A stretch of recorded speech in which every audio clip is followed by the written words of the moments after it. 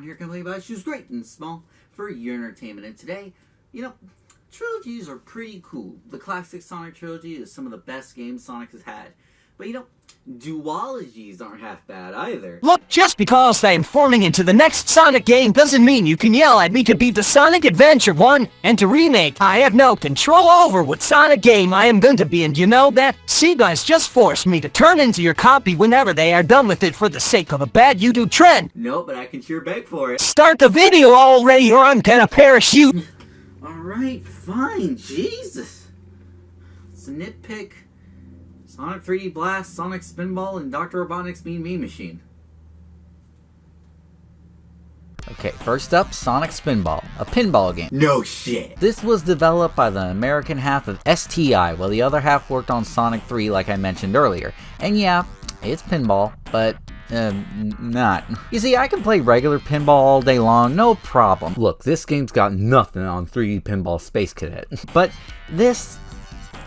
I just can't play it. Spinball just feels so slow and sluggish compared to the fast-paced nature of a regular pinball game. The game feels sluggish even when I'm just Sonic walking, which, yes, that does happen, and I feel like I'm jamming the D-pad to get him to move. But maybe that's because I'm more used to classic Sonic in 1, 2, and 3, I don't know. But regardless, everything just feels slower to me. The paddles feel like they have a low frame rate, Sonic's move speed feels like it has a low frame rate, I don't know. I don't know if it is, it just feels that way, you know what I mean? I like the ideas Sonic Spinball has, but I'm sorry, I can't play this. Something just doesn't feel right. I can't put my finger on it. However, I do have someone who can play this game and can play it pretty decently. I don't know how, but I'm invited him to talk about it, so you say hi, Danny. Wait, how did you get in my house? Sonic Spinball follows a very simple plot. Eggman takes over Mount Mobius, and Sonic has to stop him by collecting all 16 blue Chaos Emeralds. I don't want it.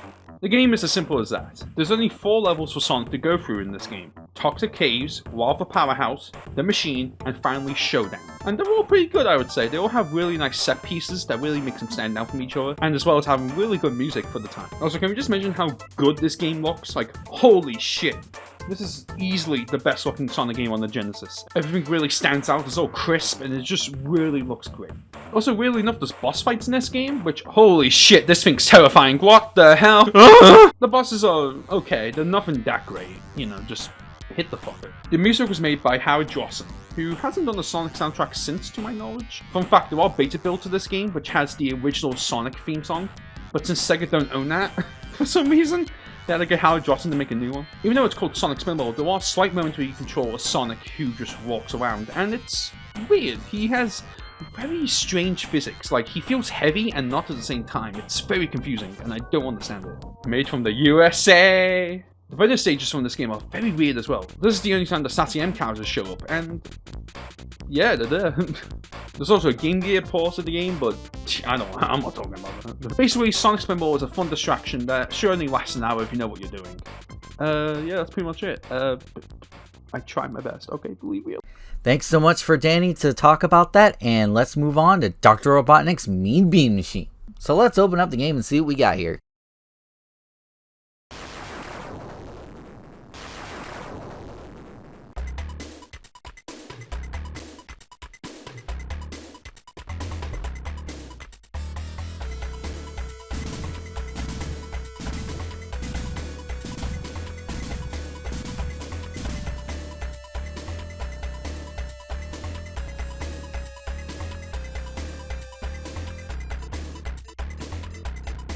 I was not expecting that.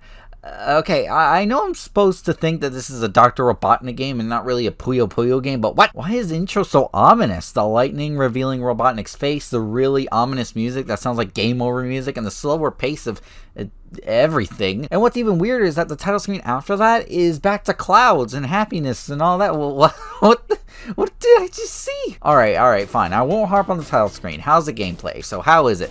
Well, it's Puyo. And yeah, that's about it.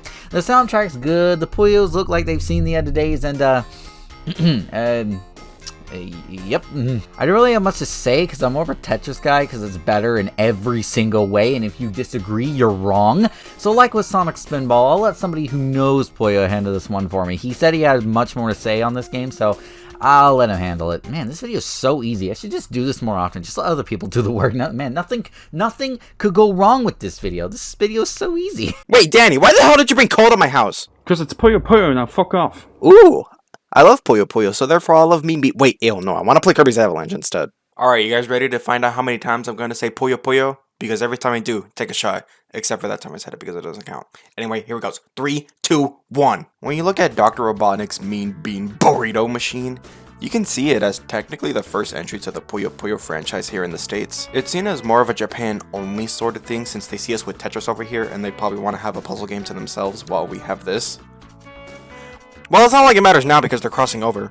But on one very special day, Compile, the original devs that owned the right to Puyo Puyo before something happened, I'll get to it later, made 2 localized versions of Puyo Puyo for the Super Nintendo and the Sega Genesis. The Super Nintendo one being Kirby's Avalanche, which was my first entry to the franchise, and oh my god, I spent so much time on this game as a kid. But the other one was this game for the Genesis.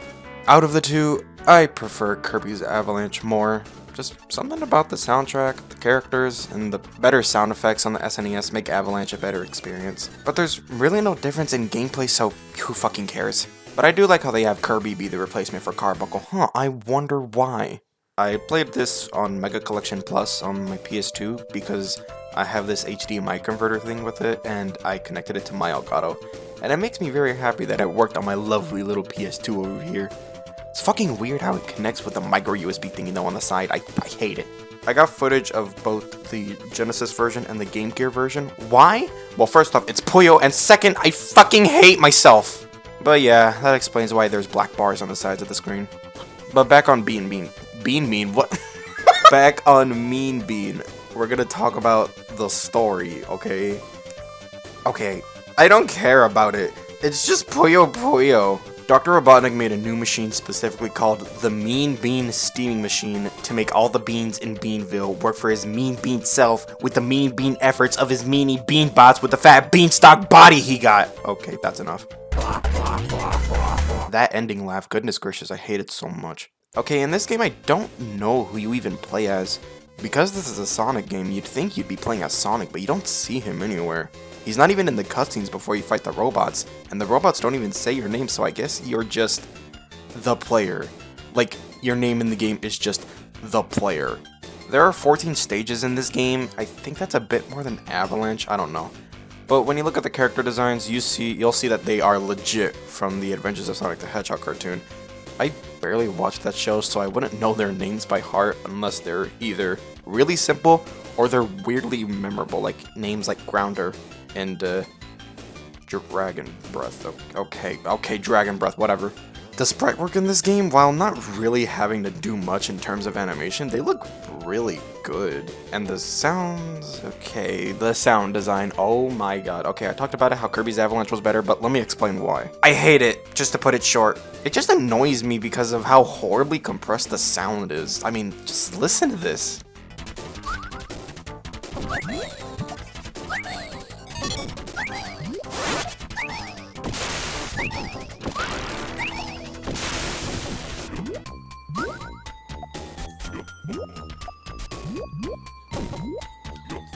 Aw, his face. Ew, what the fuck? The gameplay is, well, get this, literally just Puyo Puyo. The Puyo pieces are called beans in the game, though, just for simplicity's sake. But I'm more used to calling them Puyos once I figured that out myself. I never knew what they were called back then. I would just either say blobs or their respective colors. You could call them kidney stones if you're really feeling it. Yeah, it's literally just Puyo, but one of the weird things about it is just like the later stages can get weird, because the Puyo pieces fall too fast and you can barely move them and flip them around. It makes it really hard, and I don't like that. But yeah, the gameplay is literally just that. Match 4 of the same colors to make a chain, find a way to make the chain fall after one another to make a combo, be bought out by SEGA, go bankrupt a few years later, and then let SEGA finesse your franchise. Yeah, that's how that went. SEGA bought Compile before they went bankrupt, so they had publishing rights before having all the rights to themselves once the bankruptcy happened to them back in 2002. Sonic Team worked on their first game called Puyo Pop for the Game Boy Advance, which I think that was supposed to be the name over here in the States before Puyo Puyo was universal to everywhere. I'm more used to Puyo Puyo, thank god. So yeah, Sega literally said, yeah, I'm gonna take this real quick. Thanks. Oh yeah, bye, heart emoji. Wait, what? Back then, we never really got that much Puyo Puyo. And I can say back then because this was in the 2000s, and now the 2000s can be referred to as that. How time flies. Thanks, I hate it. I think the last game that got localized here before Puyo Puyo Tetris back in 2017 was Puyo Pop Fever back in 2003. Because so many other Puyo games came out only in Japan, and people wanted games like Puyo Puyo Chronicle on the 3DS to be localized. And you're gonna tell me that Puyo Puyo Tetris was also on the Wii U, but only in Japan back in 2014. Wow, okay, we'll wait 3 more years.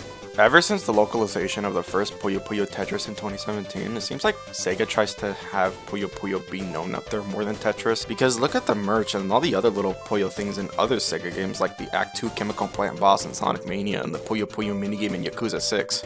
There's also Sega Ages Puyo Puyo 1 and 2, but you can already play Super Puyo Puyo 2 on the Super Nintendo Online, so that's kind of redundant.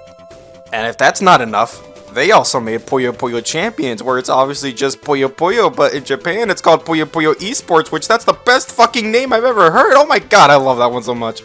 I will forever be a Puyo Puyo guy more than a Tetris guy, honestly. I grew up with Puyo Puyo thanks to the greatest game of all time, obviously. But I understood it more than I did Tetris, so yeah, that's just me being stupid. And with that being said, I'm gonna go ahead and hop on my grave before the Tetris Defense Squad comes after me. Danny, will you come along? Defense Squad? Reminds me of 2017 all over again. Danny, I can already see them from the distance. Are you gonna come in this grave with me or not? Why is it always a coffin with you? I don't understand this. Just don't worry about it. Oh shit, I see them from the distance. Oh god, Danny, come on, what are you doing? What are you waiting for? Subscribe to PewDiePie. Alright, I think that's it then. Thank you so much for watching. I'll see you in the next... Nitpicker, I sense a presence here. What are you blabbering on about now? I sense a presence here. This video has only been about the side games not done by youth. That means there is one other game that should appear in this video. And if my memory serves me correct, there's only one Genesis game left for you to nitpick. What? It's me! Which I'm happy for, because could you imagine a 3D Sonic game on the Genesis?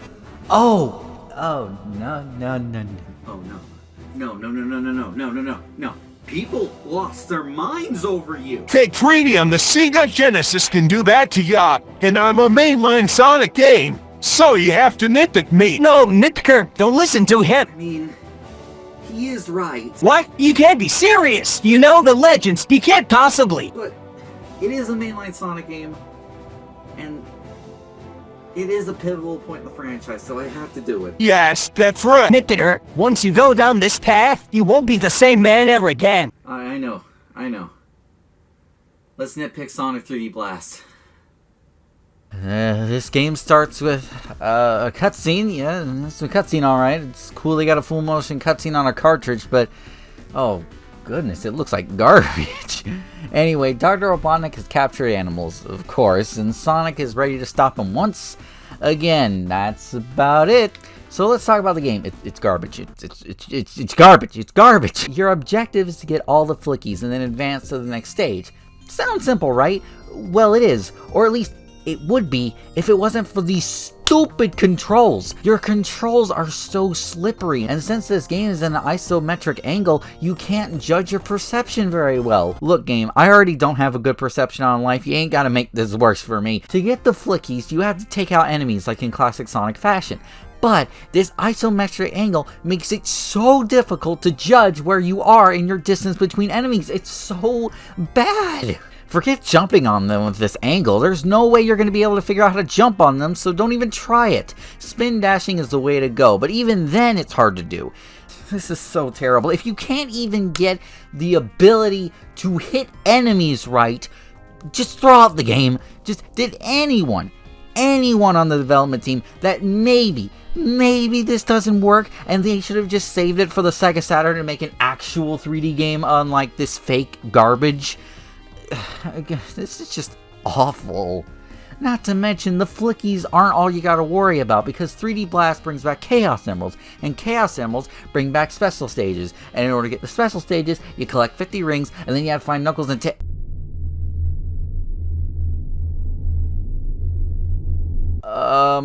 Knuckles and Tails' corpses, apparently. You give them 50 rings and you'll be warped to the special stage. So What's wrong with this system? Well, not much, except everything. You can barely control Sonic in the regular game, so imagine trying to collect rings with said bad controls and trying not to get hit. But you know what? I'll give the game credit. But at least Tails and Knuckles are hidden in clever places, like behind breakable walls, places where they are harder to reach, or right next to each other. Pretty much right on the over. Oh my god. The stages are just bad. They look ugly and they are basic. The backgrounds look nice, but the checkered floor is just...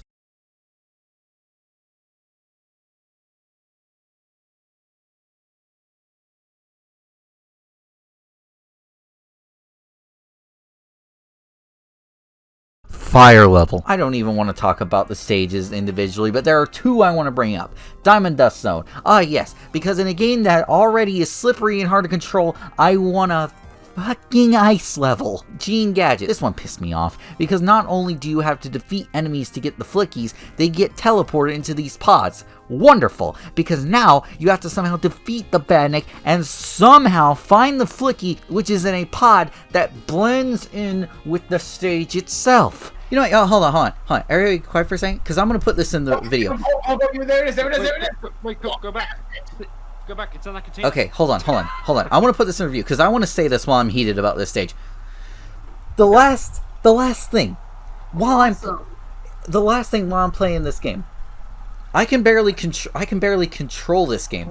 So the last thing I want to do is change up the gameplay to where you have to defeat the Badnik and you have to somehow distinguish where the animal is and then break that and then get the animal. Whose idea was this? Subscribe to PewDiePie.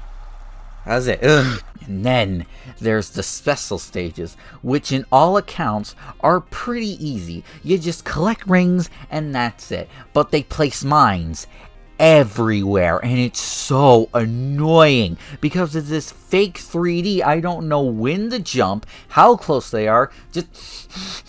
I was about to calm down, but you know what? One more thing and then I will. The boss fights. Oh my goodness. Most of them are easy. The only thing messing with you is, again, the depth perception isometric angle. But then you get to the pre-final boss and the hit detection just doesn't want to work. And then you get the final boss, which is just whatever. And you had to get all the Chaos Emeralds to get here, but you're not Super Sonic or anything. But it just shows Sonic using the Chaos Emeralds to fly up into the final weapon. Tell me, game, why do I need to get the Chaos Emeralds to fly when I just rescued about 100 birds? Whatever, you get the good ending and it's not even worth all the trouble getting all the Chaos Emeralds for. I swear this ending better be good. This ending better be good. It's just the same. Okay, good. I thought that was the end of the cutscene. This is taking anything? No. Thank you, Sonic. You saved us from Robotnik. We are grateful for your efforts. I just did what I needed to do. Nobody messes with my friends. See ya. Bye. See ya, bitch. The Flickies have been freed. Flickies from freedom came back to Flicky Island again. Bye, Sonic Jam. That was it? That was it? That's the whole game. I got... Jump at him. I got all the Chaos Emeralds in this stupid game because of... For that... Wait, what's the normal ending then? Yeah, go play the whole game again, find out. No. Yeah, cool. Look, I'm sorry if I get a little Sonic 06 during my top 5 worst Sonic games video. But oh my goodness, this game pissed me off more than that game ever could. Sonic 3D Blast, coming to a worst Sonic games list near you. Oh boy. In summary, just don't play this game, and if you do, play the Genesis version and play it on the Sega Genesis Classics collection and use the rewind feature. And if someone gets mad at you for doing that, just don't even care. Don't care, because the game doesn't work. So you have to use the rewind feature to fix the game when it decides not to work. And if you're an elitist, then I guess try the Saturn version. I hear it has certain bug fixes and the graphics are less eye-grating. You have survived the first tribulation of a Sonic game. Me and you have two different meanings on surviving. But there will be more during your journey to Nithic, the Sonic series. Sonic, what does he mean by tribulations? Everyone who has tackled the Sonic series has titles that drive the review to go mad. Some have made it through, but these titles are labeled as tribulations. they cannot be escaped because they are too important to the grander problems to the Sonic franchise. They have impacted the series in bad ways. So anyone wishing to cover every Sonic game has to cover them, or else it will be half look on the Sonic series, ignoring the biggest failure Sonic has gone through. You know, I'm already this far. And, you know, hey, I love Sonic. And we're about to get to what's considered to be the best Sonic games of the franchise. So, I can't back out now. That's the top of my game. How could I back out now? Besides, I don't know what could be worse than that garbage that was 3D Blast. Anyway, thank you all so much for watching. I'll be back with nitpicking Sonic Adventure 1 and 2. Pretty excited for those reviews. Pretty excited. Yeah, I'll send that before it's his turn.